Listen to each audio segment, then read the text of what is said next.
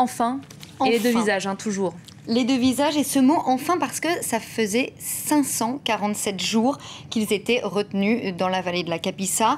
Ce mot enfin aussi parce que c'était la captivité la plus longue depuis 25 ans et les otages enlevés au Liban. Alors aujourd'hui, les journaux décrivent beaucoup la joie, l'émotion de leurs proches, de ceux qui les soutenaient, d'autant que c'était un peu inattendu. Hier, leurs proches se réunissaient pour célébrer, si on veut, pour commémorer les 18 mois de leur captivité, 1 an et demi tout juste, et c'est là qu'ils ont appris la nouvelle. Donc ce matin, les quotidiens rappellent l'émotion de ses proches, comme par exemple les membres du comité de soutien et sa présidente, Florence Aubenas, ex-otage. Ex-otage, elle aussi, exactement, et qui dit « On est venu à 14h avec nos mouchoirs et on repart maintenant avec le sourire ». Enfin, c'est le mot également choisi par Libération, enfin libéré. Même titre pour le quotidien gratuit Métro. Métro qui a choisi de publier la photo des deux hommes pendant leur détention. C'était une image qu'on va voir qui n'avait jamais été diffusée puisque voilà, leur visage avait été flouté quand cette vidéo avait été diffusée en avril 2010.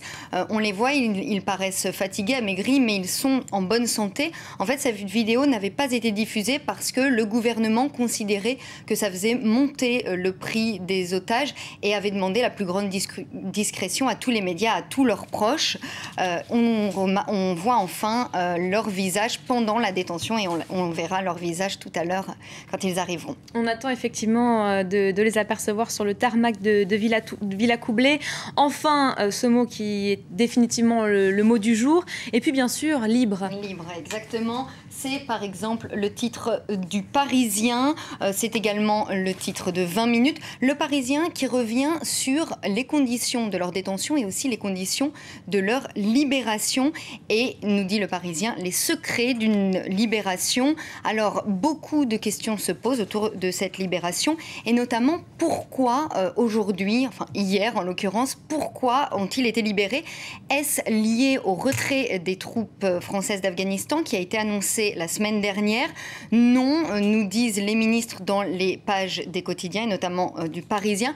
Est-ce parce que la France a versé une rançon? Et là aussi, Alain Juppé est très ferme. La version officielle, c'est que la France ne verse aucune rançon pour ses otages. Et dit-il, c'est une version d'autant plus importante qu'il faut rappeler qu'il y a encore des otages français retenus dans le monde.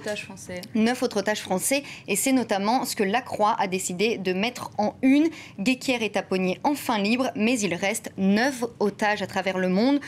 4 salariés d'Arriva au Niger, un agent de la DGSE en Somalie, 3 humanitaires au Yémen et puis Gilad Shalit, ce soldat franco-israélien qui est retenu depuis plus de 5 ans. Alors ce matin, les journaux veulent, une fois n'est pas coutume, parler de la joie, du soulagement, du bonheur. Tout ça reste très consensuel, Aude. Et pourtant, cette affaire avait commencé dans la polémique. Oui, on s'en souvient. C'était en janvier. Ils ont été pris en otage en octobre, mais en janvier, les ministres ont commencé à dire qu'ils avaient pris beaucoup de risques, que cela représentait un coût astronomique pour la France. Et aujourd'hui, la presse est assez silencieuse sur cette polémique, mis à part Libération qui publie cet article France Télévisions entre joie et rancune. France Télévisions, c'est l'employeur principal de ces deux journalistes. En janvier, donc, ils avaient été critiqués et pourtant, aujourd'hui, tout le monde se réjouit de la libération de ces deux journalistes.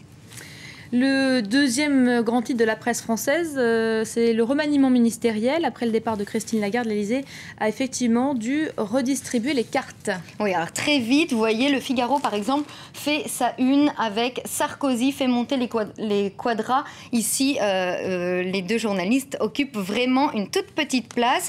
L'Élysée et Matignon ont donc décidé, nous dit le Figaro, de laisser monter la jeune garde des Chiraciens.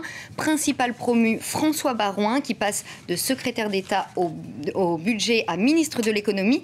En fait, il avait dit que s'il n'obtenait pas Bercy, il allait quitter le gouvernement et donc le chantage a fonctionné. Le Figaro nous dit Fillon et Sarkozy ont finalement cédé à l'impérieux désir de Baroin parce qu'ils ont bien vu qu'ils pouvaient l'un et l'autre désunir les mousquetaires, à savoir Bruno Le Maire et François Baroin.